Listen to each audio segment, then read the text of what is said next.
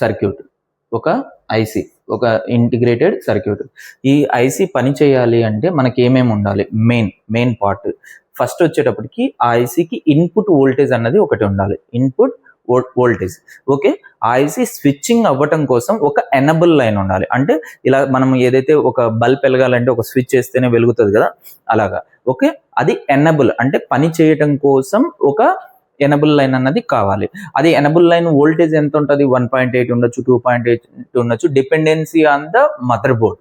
Okay, dependency on the mother board and circuit ని base చేసుకొని ఉంటుంది. ఇప్పుడు మనకి అంటే ఒక వోల్టేజ్ ని తీసుకున్నాము, దాని తర్వాత ఎనబుల్ లైన్ ని తీసుకున్నాము. ఇప్పుడు ఇవి రెండు వచ్చాయి, కానీ దీనికి కమ్యూనికేషన్ ప్రోటోకాల్ ఉండాలి. కమ్యూనికేషన్ ప్రోటోకాల్ ఉండాలంటే నువ్వు స్విచ్ చేసావు, కరెంట్ పాస్ చేసి అవుట్పుట్ ఇవ్వు. ఓకే, నువ్వు కరెంట్ పాస్ చేసి అవుట్పుట్ ఇవ్వు అని ఒక కమ్యూనికేషన్ ప్రోటోకాల్ ఉండాలి. ఈ ప్రోటోకాల్ ఇవ్వాలి అంటే దాన్ని డేటా అంటారు. కమ్యూనికేషన్ ప్రోటోకాల్ ఏమంటారు? డేటా అంటారు.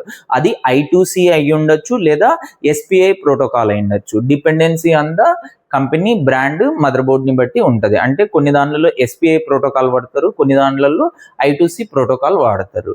ఇవి రెండు వేరియంట్స్ ఉంటాయి. ఎలా పనిచేస్తాయన్నది చెప్తాను. ఇక్కడ మనకి ఏంటంటే వర్కింగ్ ప్రిన్సిపల్.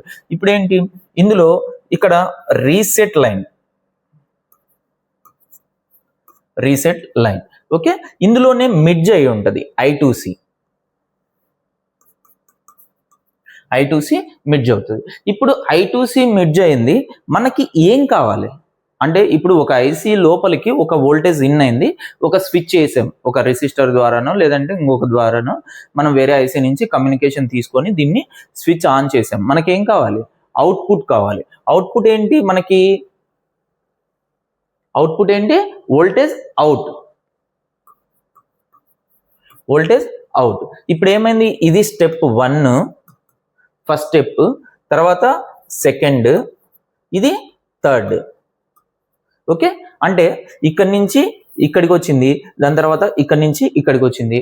మనకి ఏమైతే డేటా అవసరం ఉందో ఆ డేటా అన్నది బయటికి ట్రాన్స్లేటింగ్ అన్నది అయింది. అంటే కనుక జస్ట్ వోల్టేజ్ ఇన్ అన్నది ఒకటి, దాని తర్వాత ఇక్కడికి ఫ్లో అయింది, దాని తర్వాత మళ్ళీ ఇక్కడికి ఫ్లో అయింది. ఇక్కడ ఏమైంది? రీసెట్ అయింది. రీసెట్ ఏమవుతుంది? కమ్యూనికేషన్ ప్రోటోకాల్ని ఎనబుల్ చేస్తుంది. నువ్వు ఇది పని చేసావా లేదా? ఓకే, ఇది వోల్టేజ్ అవుట్పుట్ ఇవ్వు అంటే రీసెట్ ఇవ్వు అంటే అవుట్పుట్ ఏదైతే మనకి వోల్టేజ్ కావాలి అంటే ఎగ్జాంపుల్ ఇక్కడ 4.2 వోల్ట్ అనుకుందాం, ఇక్కడికి వచ్చేటప్పటికి మనకి 1.8 వోల్ట్ కావాలి.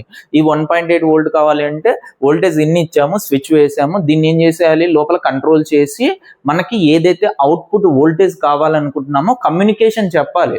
అంటే దీని లోపల I2C అన్న ఒక ప్రోటోకాల్ అన్నది మనకి ఏం చేస్తుంది? బయటికి అవుట్పుట్ ఇంత వోల్టేజ్ రావాలి అని చెప్పేసి ఒక చెప్పడం అనేది జరుగుతుంది. దాన్ని కమ్యూనికేషన్ అంటారు. ఇప్పుడు నేను నీతో మాట్లాడాలి అంటే మాట్లాడే విధానమే కమ్యూనికేషన్. ఓకేనా? ఈ ఐసీ లోపల ఎప్పుడైతే ఎనబుల్ అవుతుందో అప్పుడు రీసెట్ అవుతుంది. రీసెట్ అయినప్పుడు ఏమవుతుంది? కమ్యూనికేషన్ ప్రోటోకాల్ కి చెప్తుంది, అరే నువ్వు అవుట్పుట్ ఇవ్వు, అవుట్పుట్ ఇవ్వు అని చెప్తుంది. అప్పుడు ఏమవుతుంది? మనకి వోల్టేజ్ అన్నది అవుట్పుట్ అన్నది జరుగుతుంది. ఓకేనా? ఇది ఐసీ యొక్క వర్కింగ్ ప్రిన్సిపల్. విఇన్ అంటే వోల్టేజ్ ఇన్పుట్, ఈఎన్ అంటే ఎనబుల్ అని అర్థము, రీసెట్ అంటే కమ్యూనికేషన్ ప్రోటోకాల్ కి సంబంధించిన రీసెట్ ఫీడ్బ్యాక్ లైన్ అన్నమాట. ఎప్పుడైతే రీసెట్ అవుతుందో రెడీ టు యూజ్ I2C ఏం చేస్తుంది? అరే నువ్వు ఇప్పుడు రీసెట్ అయ్యావు, రెడీ టు యూజ్ అంటే ఇంకా రెడీగా ఉన్నావు, నువ్వు వెళ్ళాలి. ఓకేనా? జస్ట్ ఎగ్జాంపుల్ ఏంటంటే నువ్వు ఇక్కడ నుంచి అక్కడికి వెళ్ళటానికి రెడీగా ఉన్నావు. రెడీ అయిపోయినప్పుడు నీకేం చెప్పాలి? అరే నువ్వు వెళ్ళు అన్న ఒక కమాండ్ ఇవ్వాలి. అంటే దాన్ని కమ్యూనికేషన్ ప్రోటోకాల్. ఎప్పుడు వెళ్ళు అన్న కమాండ్ ఏమైంది? I2C అయింది డేటా. ఓకే, I2C డేటా ఏమైంది? నువ్వు వెళ్ళు అని చెప్పినప్పుడు ఏమైంది? వోల్టేజ్ అవుట్పుట్ అనేది బయటకు వచ్చింది. Simple logic. వోల్టేజ్ ఇన్ ఒకటి అయింది, దాని తర్వాత అది పనిచేయడం కోసం మనము ఎనబుల్ అన్న ఒక స్విచ్ యూజ్ చేసాం. దాని తర్వాత రీసెట్ అంటే రెడీ టు యూజ్. రీసెట్ అంటే సింపుల్ గా రెడీ టు యూజ్. దాని తర్వాత మళ్ళీ ఏమైంది? మనకి రెడీ టు యూజ్ అంటే రెడీగా ఉన్నాను నేను పని చేయడానికి, నువ్వు చెప్తే నేను పని చేసేస్తా, అంతే. నువ్వు చెబితే నేను పని చేసేస్తా అన్న కాన్సెప్ట్ లో ఉన్నప్పుడు అదేమైంది? మనకి ఎప్పుడైతే రెడీ టు యూజ్ అని నువ్వు చెప్పావు అంటే కనుక నేను రెడీగా ఉన్నాను, నువ్వు పని చేస్తాను, నువ్వు ఏమైనా ఇవ్వాలి, నాకు కమాండ్ ఇవ్వాలి, అన్న పని చేసి పెట్టు అని ఒక కమాండ్ ఇస్తావు. ఆ కమాండ్ ఏమంటారు? కమ్యూనికేషన్ ప్రోటోకాల్ అంటారు. అది I2C అవ్వచ్చు, SPI ప్రోటోకాల్ అవ్వచ్చు, డిపెండెన్సీ ఉంటుంది. ఎప్పుడైతే I2C ప్రోటోకాల్ ద్వారా, కమ్యూనికేషన్ ప్రోటోకాల్ ద్వారా నువ్వు బయటికి వెళ్ళి పని చేయి అని చెప్పావనుకో, అప్పుడు ఏమైతుంది? ఈ ఐసీ నుంచి అవుట్పుట్ వోల్టేజ్ అన్నది రావడం అన్నది జరుగుతుంది. ఇది ఐసీ యొక్క వర్కింగ్ ప్రిన్సిపల్. ఓకే, ఐసీ యొక్క వర్కింగ్ ప్రిన్సిపల్. ఓకేనా? ఇందులో మీకు ఈ I2C ప్రోటోకాల్ ఎక్కడి నుంచి వస్తుంది అంటే డిఫరెంట్ ఐసీలు ఉంటాయి. ఇప్పుడు మెయిన్ సిపియు ఉంటుంది, దాని తర్వాత సబ్ పవర్ ఐసీ ఉంటుంది. ఇప్పుడు మెయిన్ సిపియు నుంచి సబ్ పవర్ ఐసీకి I2C ప్రోటోకాల్ ఉంటుంది. అంటే మెయిన్ సిపియు ఏమని చెప్తుంది?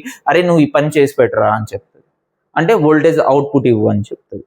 ఈ టైప్ ఆఫ్ నాలెడ్జ్ అనేది మనము ఎప్పుడైతే లెర్న్ అవుతామో ఐసీ యొక్క వర్కింగ్ ప్రిన్సిపల్ తెలుస్తుంది. ఇప్పుడు లైటింగ్ సెక్షన్లో ఒక ఐసీ పోయిందా లేదా అని ఎలా డిసైడ్ చేస్తాము, గ్రాఫిక్స్ ఐసీలో ఒక ఐసీ పోయిందా లేదా అని డిసైడ్ ఎలా చేస్తాము, రింగర్ ఐసీ, పవర్ ఐసీ. ఇప్పుడు ఎప్పుడైతే వోల్టేజ్ ఇన్ అవుతుంది, వోల్టేజ్ అవుట్పుట్ రావట్లేదంటే అది ఆటోమేటిక్గా చచ్చిపోయినట్టు. బట్ కానీ అది చచ్చిపోయిందా లేదా అని ఐడెంటిఫికేషన్ ఎలా చేస్తాం? దానికి ఎనబుల్ లైన్ వస్తుందా, అది స్విచ్చింగ్ అవుతుందా, దానికి కమ్యూనికేషన్ ప్రోటోకాల్ వస్తుందా, రావట్లేదా, ఇవన్నీ చూసుకున్న తర్వాత అప్పుడు అవుట్పుట్ రాకపోతే ఆ ఐసీ డ్యామేజ్ అయింది. Simple logic. ఒక ఐసీ ఉంటుంది, ఐసీ పనిచేయడానికి ఏం కావాలి? వోల్టేజ్ ఇన్ కావాలి, ఎనబుల్ లైన్ కావాలి, రీసెట్ సిగ్నల్ కావాలి, ready to use. Okay, reset. Okay, దీంట్లో మిడ్జ్ ఏమై ఉంటుంది? కమ్యూనికేషన్ ప్రోటోకాల్ కూడా అయి ఉంటుంది. అప్పుడు